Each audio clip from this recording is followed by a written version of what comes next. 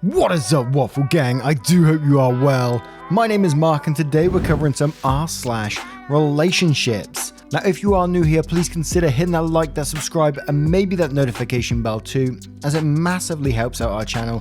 And just a huge thank you to each and every one of you for taking the time out of your day to be here, spending 20 minutes or so with the channel and enjoying a story or two means the absolute world to me. It keeps me inspired to do more and I can't thank you enough for what you do. And with that being said, let's just crack on with today's stories. Much love, guys. Now, our first story comes from a throwaway account. My 27 female boyfriend, 28 male, is obsessed with my ex, 27 male.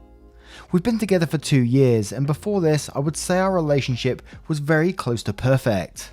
At the beginning of the year, though, my boyfriend and I were at the grocery store and we bumped into my ex and another friend. This was the first time they had ever met each other. We made polite conversation before going our separate ways. My boyfriend made a sarcastic comment about how nice my ex was when he was out of earshot. I didn't think much of it at the time. A few weeks after this, I noticed he was on my ex's Facebook page. When I asked him what he was doing, he shrugged it off and said he was curious because he saw my ex had commented on Luke's, a mutual friend of ours, and my ex's post. He's since friended him on there and claimed my ex was the one to initiate it. He's followed him on Instagram and Twitter too. He comments on a lot of his posts too, but my ex rarely comments back. He also somehow got Luke to invite him to my ex and his friends' weekly virtual hangouts. I mentioned I found it weird that they were hanging out, but he dismissed it and said it wasn't a big deal. He's also starting to talk about changing his career path to what my ex is doing and makes snide comments about if his dad paid his way for him, he could take me on fancy trips too. He's also become incredibly passive aggressive towards me and makes comments about how if my ex didn't move abroad for a few years, we'd probably never have dated. If I say no to anything, including sex, he comments about how he bets I wouldn't say no if my ex was the one asking. He also got really sulky when he realised I still had a gift my ex gave me. Yesterday, we had a massive fight over it because I wanted to spend some time together, but he ditched me to go hang out with my ex. I got so upset I told him he might as well date my ex instead. I don't really know what to do now. He's given me the silent treatment and I heard him tell my ex what I said, which is really humiliating. What can I do to make him stop hanging out with my ex? Now, there is an update to this post which we will cover after some of the comments, but it sounds like the boyfriend has some serious insecurities going on. But the fact that he sort of twisted as soon as he met the ex and he flipped just like that is really strange to me. I might be totally wrong, but it seems strange to me anyway. But then becoming passive aggressive and sulking when he doesn't get his way, including sex, is just not on in my opinion, and that would raise some serious questions for me anyway. But Joe Dirt says, if you want to be so much like my ex, I will just break up with you too. And Econ Girl 7 says, hey, so you mentioned that your relationship was close to perfect before this, but considering this started nearly a year ago, this new dynamic characterizes almost half of your 2 years together. Sounds a lot like he had on a honeymoon period mask and he has now revealed his true colors. Sorry, but I don't think you're getting your boyfriend to stop hanging out with your ex solves your problem. Your current boyfriend has serious issues and is demonstrating a willingness to try and build himself up by tearing you down. He also is apparently pretty manipulative and controlling. So many red flags. He's managed to make you rethink ever saying no to him because you're trying to avoid manufactured fight in which he compares himself to your ex. He sulks to get his way. He guilts you to get his way by saying you probably wouldn't say no to your ex. Passive aggressive, etc. It appears he's testing your boundaries to figure out what emotional manipulation he can apply to get his way. He's punishing you by weaponizing things you say while discussing your relationship with him and telling to others to shame you and make you less likely to advocate for yourself later. Kinda sounds like he's trying to make you jealous to prove you love him more, possibly stemming from insecurity, but could be more malintentioned than that. Constant testing of affection is not a great strategy for longevity. He's insincere. The two-faced thing he has going on with snide comments about how nice your ex was and making fun of the opportunities and connections your ex had in his career at the same time as he's trying to build a relationship with him to leverage his career connections is definitely going to catch up with him. The way you describe it is deeply creepy how he manipulated his way into your ex's friend circle. I'm sure you want back the boyfriend you thought you had prior to this revelation, but he probably doesn't exist. This is who you are dating. Even if you get him to stop hanging out with your ex, he's demonstrated how he interacts in relationships once he's made it into the comfort level. He will use what he learned through this period to get you to think it's too much of an inconvenience to stick up for yourself in other ways. Please don't buy into this sunk cost fallacy. You've got too much of your life still ahead of you for that. Don't take my word for it though. I highly recommend you read Lundy Bancroft's Why Does He Do That? I think you'll recognize your boyfriend. And we'll have one more comment from Yikes saying, red flags all around. It sounds like your guy is deeply insecure and channeling that insecurity into loathing. He's already taken it out on you, manipulating you, pressuring you in the bedroom, even attempting to turn your seemingly amicable ex on you. He's pushing your boundaries and his demands are impossible. Nothing you will do will fix his insecurity, and he will continue to lash out and demean you. I know because I have been there. This relationship sounds nothing close to perfect. I sincerely hope you distance yourself from him and get some perspective. Best of luck. And now we're going to move over onto the update to see what that says. The update says, after my last post, I tried to take the advice in the comments and suggested couples counselling, and I asked my boyfriend to cut off my ex, but he got angry at me again. He claimed I was the one who needed therapy because I had jealousy issues, and that my ex was one of his good buddies and I couldn't dictate who he was friends with. Then a week later, he had another hangout with my ex and his friends where he proceeded to very loudly tell them that I was so insecure and I was trying to tell him who he could speak to. My ex and Luke had to tell him to stop, which he didn't like at all. I should have just broken up with him at this point, but I was stupid and still clinging to the hope of my boyfriend going back to how he was. After this happened, my boyfriend was constantly making jabs at my ex and Luke, but then he would still contact them and pretend to be friends with them. Then he became super interested in what my sex life was like with my ex. He was constantly asking me who was better between the two of them, and he would ask me if I had done this or that with my ex. I kept telling him that I didn't want to talk about it and to stop asking me. I then found out from my ex and Luke that he had been asking my ex directly the same questions, and that he had been bragging about our sex life to his friends.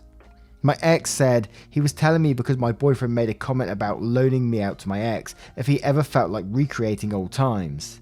That was the final straw for me, and I broke up with him and moved out. My now ex-boyfriend didn't take the breakup well, and he went on a smear campaign. He even contacted my family and my ex's family to tell them we were apparently having an affair and that he had no choice but to break up with me. It's been almost a month since we broke up and he keeps getting new numbers to text and call me. Deep down, I think I knew this would be how things ended. I'm sad about the relationship I thought we had ending, but now that I've had space away from my ex-boyfriend, I feel much better and it's like a huge weight has been lifted from my shoulders. And isn't that always the case when you get out of these types of relationships, that you didn't realise how much of your own life you was missing and how much you were being manipulated? Because that sounds absolutely crazy behavior, especially when he said he'd loan you out to his ex to recreate old times. I mean, who does that, man? That sounds like a very unsafe relationship to me. But what do you guys think of this one? Let me know in the comments below. And our next story comes from Plenty Ad. My fiance 30 female and I 36 male are having issues after her sister interfered with my family's issues. Throwaway account for obvious reasons. My fiance and I have been together for 3.5 years, engaged for 18 months and getting married in May. I thought things were wonderful, but we have hit a major problem. I work in the shipping industry and was away from home for the majority of this. Sorry for the long post, got a lot of background that led to this. A little background, my sister and fiance were best friends through our relationship. I'm very close with my sister and my parents. My fiance is very close with her sister, and we thought of everyone as our own families. Recently this last year, my sister left her mentally abusive husband for another guy. Her new guy has a bad past and criminal record, and rightfully so, everyone is skeptical of the guy. But my sister's relationship with her new boyfriend is a whole other thing that I'm not going to get into, not my business, as long as she is safe and happy. Since she has been with this new guy, my fiance has been very vocal about her opinion of him, that he is a criminal. This has put a strain on their friendship, of course. A little over 3 weeks ago, while going over wedding planning, my fiance told me she did not want my sister's boyfriend at any of our wedding festivities. She said she was going to approach my sister about it. A few days later, she was afraid to and asked me to confront her about this. I told her I would handle it. Knowing this request would hurt my sister's feelings, I asked my mum for advice on how to handle the situation and how to best approach my sister about this. My mother became upset over it and was afraid that if I asked my sister, this would hurt my relationship with my sister. I knew it would hurt feelings, but I wanted to try and find a compromise somewhere in all this. After the conversation with my mum, I told my fiance how it went and that it upset my mum. I wanted to give everyone time to cool off, as we still have 3 months to wedding date. I asked my fiance please be patient, as this was not an easy subject to approach. My fiance was none too happy about my mum's reaction and was upset as well. Later that night, my fiance and her sister had a long FaceTime call and vented to her about her frustrations. This becomes a problem later. A few days passed. Unbeknownst to me, mum had a chat with my sister and agreed to not bring her boyfriend. At this point, they hadn't told either my fiance or I about it. Then my sister's ex-husband received an anonymous message on Facebook telling him how my sister cheated on him and left him for a criminal. It was full of half-truths and assumptions, and coincidentally the truths it included were things my sister had only ever told 2 people, my mum and my fiance. Once the ex-husband told me about the message, shit hit the fan. Next day, I was unaware of the anonymous message until my fiance told me she had to tell me something. She told me that her sister sent an anonymous message to my sister's ex-husband, telling him she thought was the truth. Fiance says she only vented to her sister and that her sister took it upon herself to tell ex-husband. The message included things that were only told to my mum and fiance. So of course, number one suspect was my fiance as the culprit of the message, but no one thought she was capable of this. I told my fiance it would be for the best if her sister confessed and cleared fiance's name. She was upset over it all, but agreed and talked to her sister. The next morning, I awoke to a shitstorm of a group text. Fiance's sister confessed in a group chat, including myself, fiance, my sister, and my mother. She confessed and explained herself, and as you can expect, there were a few heated words at first, but it seemed like things were being cleared up. That was until my fiance decided that was a good idea to get drunk and tell everyone off. Well, then it just became just my fiance telling my mum and my sister how horrible they are in this whole ordeal, and how much my fiance hated my sister's boyfriend. It went on for a couple of hours of text. I woke up the next morning to find out about all this. At first, I was confused and upset, trying to figure out what happened and trying to keep peace between my family and fiance. She thinks I took my family's side and not her side, when I was on her side until she had the drunken outburst. My fiance even so much as laughed about my family being upset. This was 2 weeks ago to the day. Over the next week we didn't talk much. A few heated words, but we agreed to give it time to cool off and try to approach this level-headed. After a week unknown to me, my mum came by to try and talk with my fiance over things. Fiance was in the driveway leaving for work when my mum came by and told her she couldn't talk right then. Later that night, fiance sent an angry barrage of texts to my mum, blaming my mum for everything. I have a sneaking suspicion that fiance was drunk again during this. As I work on ships, I was out of town. I'd gotten off work early specifically to come home and work things out, as it's difficult to do these things while away for so long. This was 11 days after the anonymous message, and I was at the airport on my way home. At this point, I thought things were calming down, and we might be able to talk it out calmly. I received several texts from fiance about how she refused to pick me up at the airport and wanted to stay in the guest bedroom when I got home. My parents ended up picking me up at the airport. That was when I found out about the angry text fiance had sent my mum the night before. I arrived home and had a sit-down chat with fiance finally 3 days ago. From what she says, she has no regret and refuses to apologise for the way she acted. She sincerely thinks that her sister was right in sending the anonymous message. We both agreed to stop talking about it for the day, before one of us gets upset and prevent it from turning into a yelling match. It's been 3 days and we've hardly spoken to each other in the house. Myself, I can't stand by and let someone intentionally hurt my family.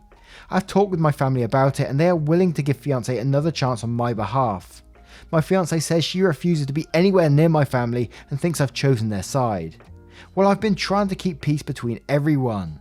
Is there some way I can approach this and still keep both my family and fiance? Now, I might be reaching on this one, and we will go, there is an update to this which we will cover in a second, and I might be reaching on this one, but it just sounds like, and I've met several people like this in my life, where some people just thrive on drama. They need drama in their life in any way they can, so they find these little things and then they will stir it up and cause a whole shitstorm out of barely anything sometimes. And it sounds like that kind of person. That's the way it just feels to me, and as I said, I might be totally wrong there. And certainly the alcohol isn't helping the situation. It sounds like whenever she's drinking, shit hits the fan, right? Which isn't a healthy relationship to have with alcohol at all. But let's cover a couple of the comments, then we're going to move on over to the update. So PBLNK Girl says, and quote, "Is there some way I can approach this and still keep both my family and fiance?" And then it says, "Don't marry a problematic drunk who's mentally 12 years old. That's my absolute best advice in your situation, because this type of thing tends to get only worse." And Goat is my co-pilot says, "Are you sure you want to get married?" And Closely says, "There was never going to be a good reason for your sister-in-law to stir up drama with your sister's abusive ex-husband. Sorry, but your fiance is more concerned with being right than doing right. This is not a good trait in a life partner." And CBD Outside says, "Halt the wedding planning. You both need more time to come together or break up. Your fiance disrespected you and your family. Gossiping and creating drama rather than letting you do what you both agreed to. She is refusing to see what damage her actions did. She will drive a wedge between you and your family, and then it will carry over between the two of you." And now we're going to move straight over to the update. So the update says, "Well, first off, I'd like to thank each and every one that replied to my original post. A couple of the replies were a little harsh, but looking back, that is exactly what I needed to hear. I broke up with my fiance almost 2 weeks ago, and we sat down to talk. She was still adamant that what her sister did was the right thing and didn't care that it hurt my family. She didn't apologize, showed no remorse, or any sort of sign that she was willing to work with me on this. This left me with no choice but to break up with her. The first couple of days were quiet, a lot of crying and sleeping in different rooms, no arguing or fighting. Then she went to stay at a friend's house 2 days later, and that is when things got bad. She would purposely come back to the house only when I wasn't there and bring her sister with her. Took a few more things from the house that we agreed upon, and her sister decided my couch was a great place to change a dirty diaper for her baby, including leaving a leaking dirty diaper on the couch for me to find. Then the next few days started a smear campaign on social media and lies told to friends. Myself, I've stayed quiet on social media regarding the breakup and keeping my distance, trying to let things cool down. I've now blocked my ex-fiance on every platform, including emails, as it was nothing but her trying to drag me into an argument that would go nowhere. Thank you, kind Redditors that helped me see the light. I had a hunch that things weren't all that great, but I needed some strangers to tell me to pull my head out my ass." And sometimes that is what you need, and that's one of the good things that is Reddit is great at doing. They will certainly give you the blunt end of the stick when you request it. But what do you guys think of this one? Do you think it's a positive outcome or a negative one? Do you think there was a way that they could have worked this out, or do you think this was too far gone? Let me know your thoughts in the comments below. And our next story comes from It's Gonna Be Courthouse. My co-worker, 45 male, often interjects his opinion on my 27 female soon-to-be wedding. My fiance and I have been together for 10 years and decided to tie the knot this upcoming summer. I have this co-worker who doesn't listen at all. It's his way or not at all. My co-worker, Jack, has assigned himself to be our florist after overhearing my conversation to my friend. He mentioned that he used to be a florist before working at our store. I never asked Jack to be our florist. I've politely told him no. We already have our flowers arranged. He asked where we're getting married. I told him courthouse. He gasped and acted all dramatic about it and muttering that it wasn't romantic enough. We haven't talked since then. Now, since it's Valentine's Day, Jack brings up the flower thing again, since he was working the floral section in our grocery store. I told him again that we already had our flowers. It was in one ear and out the other. He kept talking about how he was excited for my big day and the flowers were going to be so pretty, etc. I've walked away and pretty much haven't said anything about my wedding to anyone because this guy just doesn't get it. I'm fed up and have been avoiding Jack because that's all he wants to talk about. I've told him no so many times. What else can I do? It's one of these ones again where I just don't understand the mentality of people. Like, how could, like, someone, overhear someone talking about their wedding and then you suddenly think, I'm going to assign myself to be their florist. They would love that, I'm sure. Why would you ever think that? It's beyond me. And I know you said you politely told him no, and if you told him no several times, I think sometimes, and I know it can be harsh, but people need the blunt end of the stick. You need to tell them, look, no, you're not invited to the wedding. I don't want you helping at all, so you're just not invited. And if he's clearly not going to listen to that, then just have the wedding. Don't tell him the date of it or anything like that. I think that's the only thing you can do. But we'll cover the comments and then we'll go to the update to see what it says, because that's one that's going to be interesting, I think. But King of Green Apple says, just make sure he does not have the full information, date, time and place, and that no one who does will give him the information. The less he knows, the less damage he can do. No more discussion about any details with him. And M Leak says, you can find some inner peace and keep walking away from conversations you don't want to be a part of. You can keep saying no to Jack, but you already know that won't work. Jack is either a bully who thinks he can weasel his way into something by making himself unpleasant enough, or he just isn't playing with a full deck. Either way, you don't have to play along with a bully or an idiot. There is no contract and there will not be. You've told him he doesn't have a florist job. Sounds like you've told him an earshot of others. You're golden. You just keep on walking away. And then there's just post after post of pretty much the same advice of just don't tell him the date and time and, or be blunt with him. Either way, pick one, Now we'll move on to the update to see what it says. So the update says, hello, thank you for all the comments. I know it's been almost 2 weeks since my last post. Some of you offered some great advice. Again, thank you. So here's what happened since my last post. I went back to work the next day and Jack was off. It was blissful. I didn't see him the rest of the week because he went back to Montana to see some family. I only knew his whereabouts because another co-worker felt the need to inform me. Anywho, Jack gets back that weekend and on Monday he runs into me as we clock in. Immediately he begins to describe Montana. His sister was getting married in a small wedding, the colours, the flowers. I express my congratulations to his sister and start heading to my department. We don't see each other until lunch break. I'm sitting down enjoying my leftovers when Jack comes over and starts in on what he has in mind for my wedding. Even so far as mentioning price brackets. I put up my hand and tell him to stop. I tell him that my fiancée and I are doing a courthouse wedding. It may not be romantic in his eyes, but it's what we want to do and we're looking forward to doing. I also told him that he needs to drop the subject as we're not changing our minds. He starts apologising and saying that he didn't realise that I was serious about the courthouse. I just shook my head and told Jack again to stop talking about it before I walked away from him. Yesterday I heard from another co-worker that Jack was upset and didn't mean to cross lines with me. At this point I don't care. I said my piece and I'm super happy that I stood my ground. I will keep doing this too because it felt good to not be a doormat. I should have done this sooner. Thank you again. And the first comment on this update was from Miss Trixie, and it reminded me of a story as well. So I'm going to read Miss Trixie's comment and then we go on to what I thought as well. In my early 20s, I really became aware that I had a problem with confrontation. Never wanted to insult anyone, always tried to get out of uncomfortable positions by making a joke out of it, etc. And I promised myself that the next time I found myself in that position, I would put my foot down no matter how unsettling it felt. I can't even remember now what the next situation was, but I followed through with my promise to myself and the rush of adrenaline I got from doing that convinced me to never go back the way I was. I still falter sometimes, but for the most part I've gotten really good at standing firm.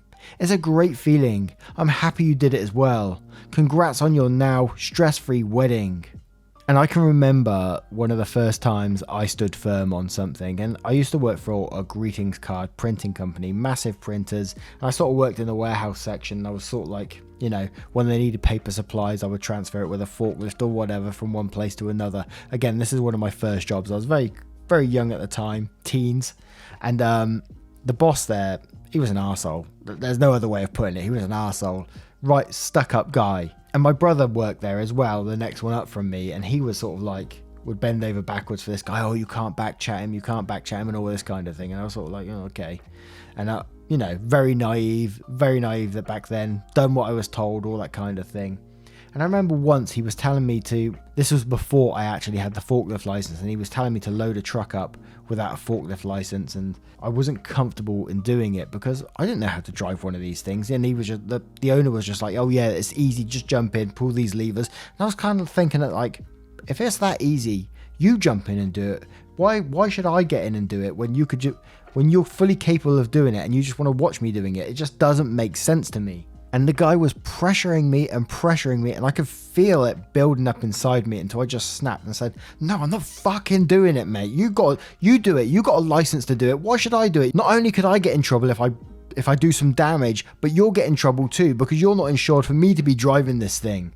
And I can always picture the look on his face going from sort of grinning to like almost angry, but kind of respectful at the same time, you know? He literally didn't say a word to me and just walked off. And later I got pulled in by a manager and saying, look, you can't really talk to someone like that. And I told him as well, look, I talk to anyone who I like. By that point, a switch had flipped and I was like, and I've been sort of that way ever since. In the nicest possible way, I will listen to people's opinions, but I won't take shit from people either. Because we ain't got enough time in our lives to be dealing with shit from other people, you know? And that's just the way I deal with things now. But anyway, I've gone on long enough. The waffle's gone on long enough. What do you guys think of this story? And has your switch ever been flipped and you've just like let loose on someone and, you know, when you've had like problems with confrontation before? Let me know your thoughts in the comments below. Now, once again, guys, thank you for being here today. I hope you did enjoy today's stories. And if you did, you know what to do. Hit that like, that subscribe, and maybe that notification bell too. You can also even consider joining the channel, but no pressure to do so, by clicking that join button down below for YouTube, or clicking the link in the description for Patreon and joining up there. It means the absolute world to me and this channel, but as I said, no pressure to do so. You just spending some time here, 20 minutes out of your day, is way more than I can ask for. Way more. It's just incredible. Thank you so much, and I will see you in the next one. Take care, guys. Much love. Goodbye.